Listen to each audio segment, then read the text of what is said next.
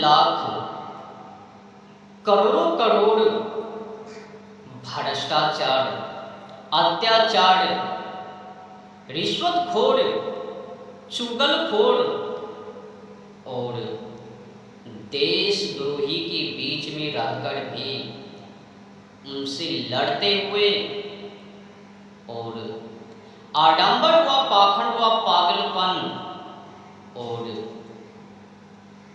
अंधविश्वास के खिलाफ विरुद्ध लड़ते लड़ते और लड़ाई झगड़ा बखेरा करते हुए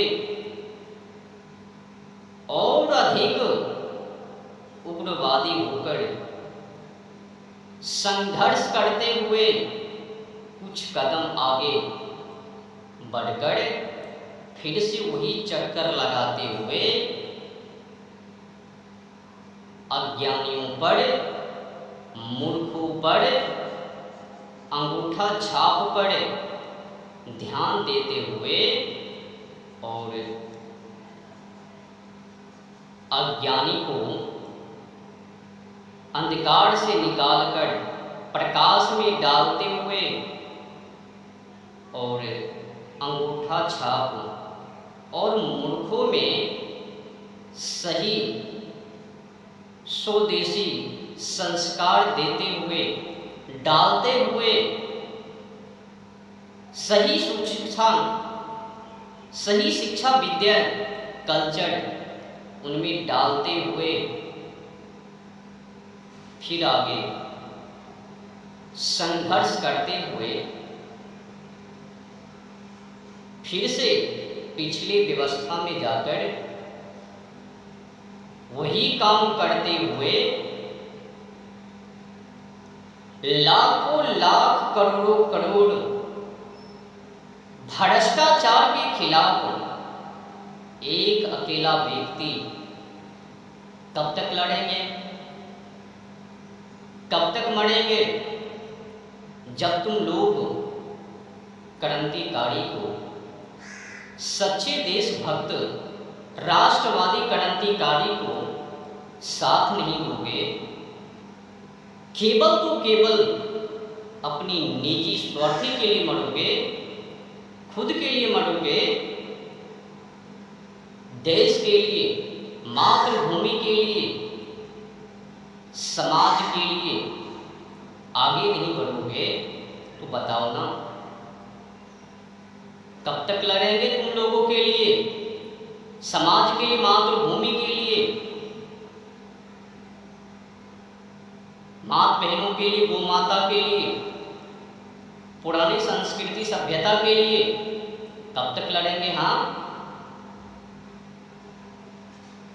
याद रखना, आज मैं जीवित हूं तो आवाज उठा रहा हूं, आडंबर व पाखंड, पागलपन और अंधविश्वास के खिलाफ लड़ रहा हूं। कल मैं इस दुनिया को छोड़कर जाऊंगा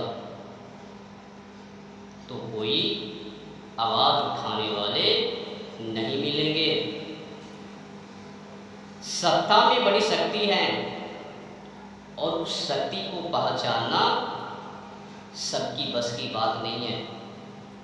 सत्ता उसी की होती है जिसमें पावर, मनी, याद रखना, अगर ये सत्ता देश भ्रष्टाचार के हाथों में लग गए तो देश की संस्कृति, मानवतावादी सबको फीकी कर दे। आज लोग खुद के लिए मर रहे हैं और काला अंग्रेज का नारा है, अपना काम बनता भड़ में जाए जनता। याद रखना, मैं तो किसी पार्टी से नहीं हूं और ना ही किसी से जुड़ा हूं। मेरा खुद का संगठन है गुलामी मुक्त भारत, आज़ादी बचाओ। इस देश को गुलामी की जर्जरों से छुड़ाऊं। याद रखना, जिस देश में जी रहे हो, इस देश की क्या हालात हैं आपको पता है? कभी भी पलटवार हो जावे। आज भी भारत निवासी गुलामी में ही जी रहे हैं। व्यवहार को तो देखो, खुद के लिए मर रहे हैं। एक समय में हिंदुओं की एकता आज कहाँ गई? कहाँ है एकता? वो जो एकता देख रहे हो ना, झुंडों का झुंड, केवल बोलने के लिए, करके दिखाने के लिए नहीं। अगर सही माने, अगर हिंदुओं में एकता होता ना, तो इस देश के अंदर गौ माता की हत्या और प्रतिदिन हिंदुओं का धर्म परिवर्तन 10,000 से अधिक, सालों में 5 लाख से अधिक हिंदू माता बहनों को भाला फुसलाकर धर्म परिवर्तन करवाना मुस्लिम युवक के द्वारा, ये सब नहीं होता। खैर की बात है, हिंदू आज सोए हैं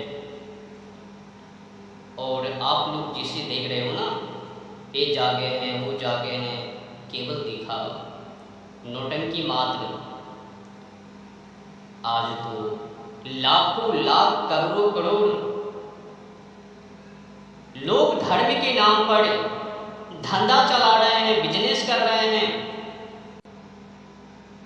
मूर्ति पूजा के पीछे पागल हैं, और उसी पागलपन के कारण ये देश एक बार फिर से बर्बाद हो गया। कई जिला से हिंदू गायब हैं, कई राज्य से हिंदू गायब हैं। हिंदू की जनसंख्या धीरे धीरे कम होता जा रहा है, और ये धर्मगुरु मलाई वाले भैया के दुकान पर जाकर मलाई खा रहे हैं, चूस रहे हैं और कह रहे हैं, क्या लेके आए हो, क्या लेके जाओगे, खाली हाथ आए हो, खाली हाथ। हाँ, जो कामाकड़ इकट्ठा किए हो वो झोला में दे दो, हम इस्तेमाल करेंगे। मंदिर में भी गजब व्यवस्था है। जब कोई नेता जावे मंदिर में पूजा पाठ करने के लिए, या फिर फेमस साधु संत, तो उनको पूजा करने के लिए सब ताला खोल देते हैं, और जनता जनार्दन के लिए क्या व्यवस्था? दूर से पूजा करो।